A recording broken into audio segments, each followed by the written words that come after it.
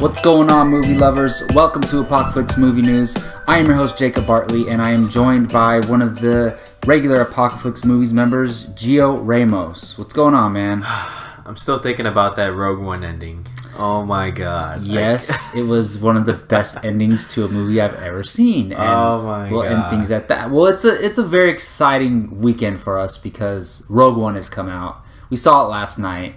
We're probably going to see it again before the weekend's over. I want to. Probably 3 more times. And at least 3 more times after that. If that gives you any idea to what we thought about it, then yeah, you must know that we like it. But Gio, any just casual thoughts about the film?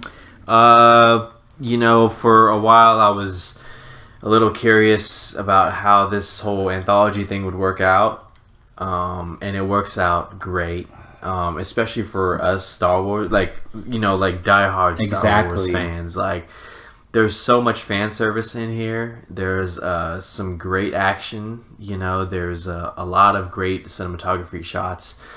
We get some pretty strong characters and a very important story about the Death Star plans and the people who are in the background who you want to see. In the trailer, we see Vader. We're going to see Vader, and we get a couple more surprises as well. Yes. Overall, I loved the movie. And I'm a diehard Star Wars fan, so of course I'm going to love it. But even aside from that, it's a great, entertaining, a large spectacle film, with great storytelling as well.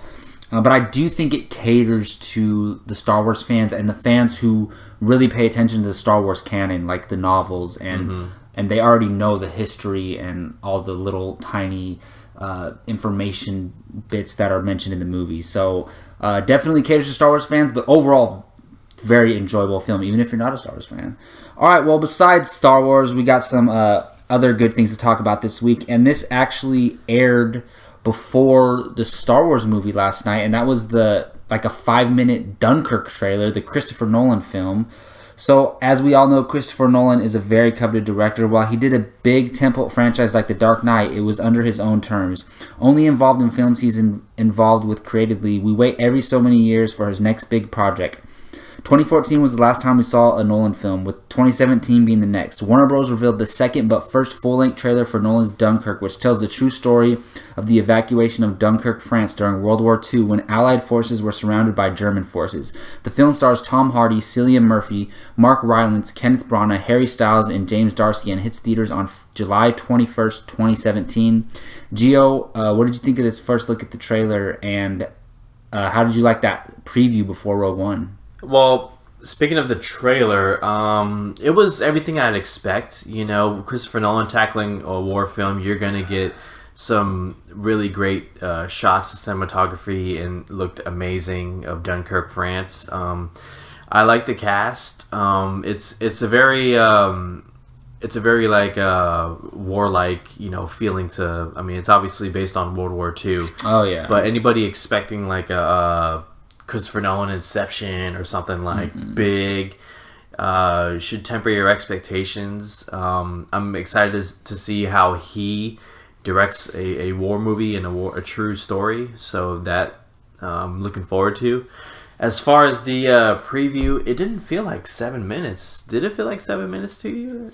Not really. No, it felt not a lot really. shorter. The preview, what I'll say about it is that guy really knows how to build tension. Oh, definitely. Oh my goodness. The whole thing, it's like a timer that's getting ready to go off. It's really awesome, suspenseful. But then we don't get to see the explosion. We don't get to see anything. No. We get to see the moment right before the timer goes off. Right, yeah. Tom Hardy looks awesome as the pilot. Yeah, I like it. Yeah, very Top Gun-like feel, set in World War II, He's just, taking down planes and stuff. I do like the whole look of the movie. Like I said, the cinematography is great. I love the costumes and, how the preview ends with that shot in the trailer where they're all starting to look up and they see, oh boy, here come the planes. It's about to go on. Some tragic stuff's about to happen. So overall, I got what I was expecting. I wasn't blown away, but I'm definitely looking forward to it. Yeah, I just realized this. I was reading the notes, and it shows how prepared I am, but I haven't watched the actual trailer. I've only seen the footage before Rogue One. Okay. And I'll just go based off of that. Overall, I really liked it. Though the scene, seeing like the POV point of view or from Tom Hardy in the pilot seat, like that was awesome. He was gunning down the other planes, and then the tension building up with the guys on the ground, and then the very end of the trailer, the way it ends, the footage with the plane just running out of gas. Yeah, that was crazy, and like it just ends right there. And you're right, Christopher Nolan does know how to build tension, and I'm excited to see him deal with something that's a little more down to earth, that's not so complex like an Interstellar or Inception. Right. And even the Dark Knight movies, while they were gritty and down to earth, they was still a superhero movie. This is like as down to earth as you can get, something more realistic. I don't expect like a big twist or open ending with this movie. I hope there's not, because he usually has that at the end of his movies. Right. Just like keep it simple, and I think this is going to be like one of the best war movies in a while. Yeah. So yeah. All right, well, moving on. Although Suicide Squad was a bit of a dud this past summer, according to most people, Warner Bros. And DC are going to continue to move forward with their plans, revealing an unexpected move this week. First reported by The Hollywood Reporter, WB has re-teamed with director David Ayer and actress Harley Quinn herself, Margot Robbie, for Gotham City Sirens, another villain-centered spin-off that will see Robbie's Harley Quinn teamed up with two other famous Batman rogues, Catwoman and Poison Ivy. No other details have been released, but the speculation have fan castings have been running wild since its announcement this week. Gio, you're pretty big on paying attention to all this DC news and the DC movies. You're an enthusiast for DC films, and you really enjoyed both Batman v Superman and Suicide Squad, as well as myself. So what do you think of this news? Oh, man. There is not a movie this year that has messed with my emotions more than Suicide Squad. And sometimes I really like it. Sometimes I'm really disappointed in what I'm seeing because of the what could have been. Exactly. Everything that happened behind the scenes. Normally I would be excited for an announcement like this. However, seeing how WB treated David Ayer and the Suicide Squad post-production by pretty much taking the film out of his hands, it threw me off why David Ayer was so, cooperative. Why he said WB, is great studio. This is my cut of the film. There is no director's cut. This is my director's cut. There's no alternate cut of the film or anything like that. I'm like, there is no way that you can't be upset with how Warner Brothers treated your film, and now I see why. It's because Warner Brothers is going to give him another shot to direct, this time Gotham City Sirens. And I can't be really excited about it, honestly. I just, I have all the faith in David Ayer. I love Margot Robbie as Harley Quinn. That's great. And I'm excited to see, the introduction of Catwoman, Poison Ivy, and whoever else they bring in this movie. But when I think of Gotham City Sirens, I'm thinking of a downright gritty, violent. These are criminals. These aren't just criminals. These are Gotham City criminals. The worst of the worst. The scums. Worst heroes ever. Worst heroes ever. I didn't get that in Suicide Squad. I didn't get that at all. Like, there were times when they felt like villains, but they softened it. They sugarcoated it. They made it light and fun. And that's, the more I watch Suicide Squad, it's a very entertaining and watchable movie, but the more I think about what could have been. And if they're just going to take what they did with Suicide Squad and apply it to Gotham City Sirens, I can't be excited for that. Let David Ayer direct. When he gets to do these, these dark, gritty, crime thrillers, he does it great. I love Street Kings. Street Kings was awesome. He wrote Training Day. Training Day, I love. End of Watch. This guy can do it. Fury.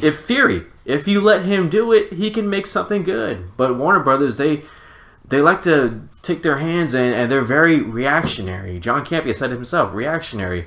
The way people reacted to that Bohemian Rhapsody Suicide Squad trailer, the second one, WB overreacted and pretty much said, okay, we want to make the movie into this now. We want to make it music filled, all that good jokey stuff, and it's just, I don't know. I can't be. Do you feel any differently? Like, how do you feel about it? I'm curious. Not really. Well, I didn't. When Suicide Squad first came out, you really loved it, and so did I. Yeah, yeah. While I loved 60% of the movie, the other 40% I absolutely hated. And the more you watch the movie, the more it's different than other movies where, like, Batman v Superman, the things that were bad weren't that bad. Right. But with Suicide Squad, the things that were bad were absolutely horrible. Yeah. And I'm not going to go into it again, but Enchantress is all I have to say. And I'm just scared how they're going to handle Poison Ivy. We're going to get another Enchantress situation where there was like leaves and branches behind her, and like she's dancing. We're going to get Uma Thurman Poison Ivy again. Like, she was good looking. Oh, there's no denying that. But I'm just saying, like, as far as just over the top and kooky, like that's what I'm expecting. Why are they bringing David Ayer back? I don't understand. Maybe he's not directing, is he? He's directing. He is directing. He's not writing. The person who's writing Alicia Vikander's Tomb Raider, she's writing this film. Okay, I like that. And not that it has to be a woman writing it, but I like that a woman is handling these three characters as far as the script goes. She can add a touch to it. Please, Warner Brothers, let David Ayer direct this movie. Let him do his thing, and I think it could be really good. Mm-hmm. I just don't want to see a repetition of Suicide Squad, but also, on paper, this movie sounds awesome.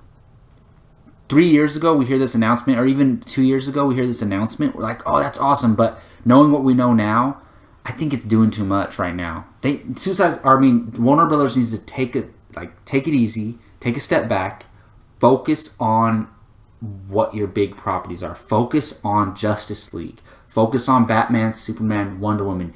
Get that right first, and then do these little side things. Look at what Marvel did. They got Iron Man, Captain America, Thor, Hulk, the Avengers right first. Then they did Ant-Man, Guardians of the Galaxy, Doctor Strange. I'm not saying they have to follow suit like Marvel, but you have to establish your most prominent properties first and stick to your plan and have like a viable plan, and then you can start spinning off and doing these taking these risks. I agree with you. And they're not learning from their lessons. So unless they're going to let David Ayer like totally do his thing, like we said, he's done great things with movies in the past where he's actually has all the control. Yeah. So I hope they learn from Suicide Squad and let him do his own thing. I like that they're giving him another chance, though. Are you hoping this movie to be a little bit more darker than Suicide Squad? Because with Suicide Squad, it's just, we didn't get what we were promised. Question: do you think the Joker's going to be in this movie? Gotham City Sirens? I think so. I think he's going to be in the movie, but it's just. This movie would have been more exciting if they showed the real. Well, think about it. As far as we know, spoiler if you haven't seen Suicide Squad, but she's with the Joker. Yeah, so how is she going to go off and do her own thing with these with Poison Ivy? Maybe they're all working for the Joker. That would be kind of cool. That would be cool, but this movie would make a lot more sense if they showed us who the Joker and Harley Quinn really were, their abusive relationship. Because some of the great scenes in the original cut of the movie were them. Yeah, it was them, and it showed how the Joker really feels about Harley Quinn. She's just a thing to him, it's not like they're really in love. I mean, their love is toxic poison, but it's just he doesn't really care about her. I don't know. I mean, we could argue about this, but what about that scene when he jumps back into the what is it? The barrel of, what is it called? Right, the toxin thing. When he jumps back in for her, like that. Yeah, that was nice, and But he just leaves her when they crash into the water, so it's like not consistent. You know what I mean? And he also, like in the original cut, he pushed her out of the helicopter instead of her falling. That's right. Yeah, who knows? We're never gonna know. I could talk about this all. Jake, why did you put this in the notes, man? Yeah, on paper, Gotham City Sirens sounds amazing, but considering the past and how like indecisive Warner Bros. Has been, I'm really worried about this. Yeah. All right, so just as the team did with Furious 7, the Fast family headed to New York this past weekend to unveil the first trailer for the newly titled The Fate of the Furious to its huge fan base. Directed by Straight Outta Compton's F. Gary Gray, when Dom is seduced into the world of crime, he can't seem to escape, and a betrayal of those closest to him when a mysterious woman shows up. Dom, the mysterious woman, and the team will face trials that will test them as never before. The Fate of the Furious features an all-star cast of Vin Diesel, Dwayne Johnson, Charlize Theron, Jason Statham, Michelle Rodriguez, Tyrese Gibson, Ludacris, Natalie Emanuel, Elsa Pataki, and Kurt Russell, and rides into theaters on April 14th, 2017. So, I'll go ahead and take this one first. I remember when the trailer first came out, and I checked my phone, and Gio and Jake were messaging on our group chat about how much they loved the trailer. I loved it. And at this point, I hadn't seen it. So I'm like, okay, I'm curious. So I go watch, and I'm not the biggest fan of this franchise. I like a lot of the movies, and I grew up as a kid watching the first couple, but I'm not the hugest fan of this franchise. And I watched the trailer, and look, I like some of the action. The action looks awesome, and it always does in these movies. I think this trailer looks stupid. I think it looks dumb as hell, and I think it's way too over the top. And the thing that's over the top is the plot line. Give me all the stupid submarine coming out of the ice. That's awesome. Just like the car crashing out of a skyscraper and landing into another skyscraper. That's what great. This franchise is. You don't need to get too complex with Dom turning on his team and doing all this stuff. Stupid to me. Come on. So this trailer, as far as plot and storyline, not that the plot and storyline needs to be serious, but I just mean like it needs to be simple. A little straightforward. Yeah, and I don't like where they're going. If it's mind control, stupid. I don't see anything that would make him to go against his team other than his sister and a niece? Niece. And Brian. So no, nephew. Unless it's that. We saw a photo. He cares about. We saw a photo. He cares about that crew just as much as he does them, though. But that's his sister. And so I don't know nephew. If it's mind control. I'm out. I'm completely out. But yeah, Gio, how did you feel about the trailer? Well, wait. It worked in Captain America: Civil War. And that was a build-up of how many films? All of a sudden, it's like, the team turning on each other, No, but they had motivation to fight. I'm comparing Captain America Civil War. I said if it's mind control, I'm out. It wasn't mind control in Civil War. Bucky? He wasn't mind controlled in Civil War. Yeah, they read off the whole homecoming and all the German words that they... You're right, my bad. He was. But... It's different. It's much more smarter in Captain America Civil War, I guess you could say. Dude, I love this trailer. Come on, man. What this trailer needed to, deliver big, because people aren't really gonna buy... They're skeptical about Furious 7. They think that's when the franchise should have ended. How they paid that tribute to Paul Walker. Why are we doing another one? Well, because there's more stories to tell. And...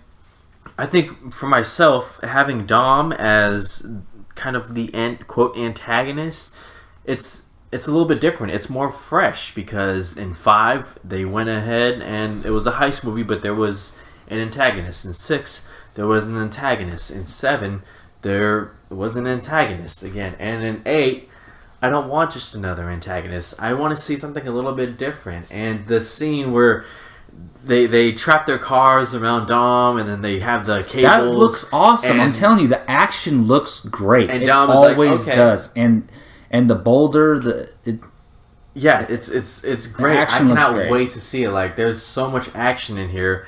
The submarine. People were joking that this franchise needed to go to space, but nobody thought about a submarine. No, I'd never heard that before, and I was about the space thing. Yeah, and I was joking with another friend of mine that the next one's going to go to space, and I honestly don't doubt it. Why wouldn't they? I mean, yeah, you could probably do it. I guess. Why not? A race to the moon. No, I mean there's a planet somewhere far distant who needs there's a race that has to be won for the freedom of the people, and Dom has to go, But you and think it's cool ass space, right? Like using rocket ships, just custom built in your own garage. And you're like, what the hell? And he's like Han Solo in a spaceship racing. There you go. He has his hand on the wheel and the clutch, like he's driving a car. Well, you honestly think the Dom thing is stupid? Like, it depends on how they do it. If he has great motivation, then fine, it could work. But if it's mind control, no, I'm completely out. But I mean, and how do you feel about Charlize Theron in this movie? Oh, she looks great. Yeah. Well, aside from being a male and her being extremely attractive, she's a great performer. She's an Oscar-worthy actress. So she won an Oscar. Yeah, of course, for Monsters. And coming off of Mad Max Fury I think Road. she's going to be great, but I'm really questionable about the rest of the movie. So you would say there's a lot going for this 8th movie more than skeptical. The fact that F. Gary Gray is directing, Charlize Theron's in the movie. Sure. You're saying that there's more. Okay, I guess. And you're going to watch this trailer just looked dumb to me. Well, we'll see if the next trailer does better for you. Yeah. All right, well, I'm sure we'll be there in theaters watching Fast 8 together. And I prefer to call it Fast 8 as opposed to whatever their stupid name is. And the Furious. That's a good title. Oh, my goodness. It makes so much sense. Do not get into this. It makes so much sense after the trailer. That is one of the dumbest titles I've ever heard in my life. F and F. Fate. Anyways, let's move on to something awesome, in my opinion. While we've only seen small glimpses of him so far, both in Batman v Superman and some trailer footage, the Jason Momoa Aquaman movie is one of the most exciting upcoming DCEU movies. It already has Amber Heard as Mira and Willem Dafoe as Vulko attached alongside Momoa, but now we can add a villain to that list. According to Deadline, director James Wan has recruited The Conjuring star Patrick Wilson to play the role of Orm, Aquaman's half-brother, who would rather fight for the throne of Atlantis than go swimming with his brother. A few other villains have been rumored in the past, but this confirms who will be seeing Arthur Curthy face off against come October 5th, 2018. So, Gio, you're really looking forward to this film. What do you think of this casting? Oh, I love the casting. Patrick Wilson, he's worked with James Wan before on two big, I guess you can call them franchises now. Because and they're great successes. They're making more movies, and Conjuring, they're making more movies. And Patrick Wilson, he's great in these movies. And he was also in Watchmen. That's true. He was Night Owl, I believe. Mm-hmm. That was the character. So I really like his addition. I think he's going to be great. And did you see the photos of... there was a Justice League photo of Aquaman coming out of the water. Is it an actual photo? Like it's not an actual official photo. Oh. It's like a set photo. No, I have not. It looked awesome, man. So I'm getting more excited for this movie. You know, it keeps on adding good talent, and I'm looking forward to it, man. Yeah, for me, I think Patrick Wilson is one of the most underrated actors in Hollywood. This guy deserves a lot more credit than he's gotten. I don't know if he's picky with his roles or he's not getting offered the right roles, but I know he's supposed to be an Ant-Man, and that fell through. Looking at the film, I don't know what role he would have played. Maybe the stepdad cop or whatever. I'm not sure, but I'm glad. I think that was a very minimal role, so I'm kind of glad he wasn't in that because that opens the door for him maybe to be in a future Marvel movie. Or I'm glad this role is great because I've read some comics and I've watched some of the Justice League cartoons, and this character could be awesome. It kind of reminds me of Thor and Loki, their relationship in a way. Yeah. And I'm wondering if he's not going to be bad in this movie. Like, it's going to where, like, he's kind of an anti-hero, or like he's... like a Baron Mordo. Well, just like Loki in a way. Yeah. And just like Baron Mordo, maybe at the end he turns. Spoiler alert. And it makes sense, because I could see on the surface for people to be like, wait a minute, Jason Momoa and him are brothers, but they're half-brothers, and they always have been half-brothers. So it makes sense. You could have maybe, you know... the king or Aquaman's dad had like a fling with another woman, a white woman, and had Patrick Wilson as his brother. I don't know what the story behind that is, why they're half brothers, or how that went down in the comics history. But it works because they're half brothers, so no one can be like, oh, they don't look alike.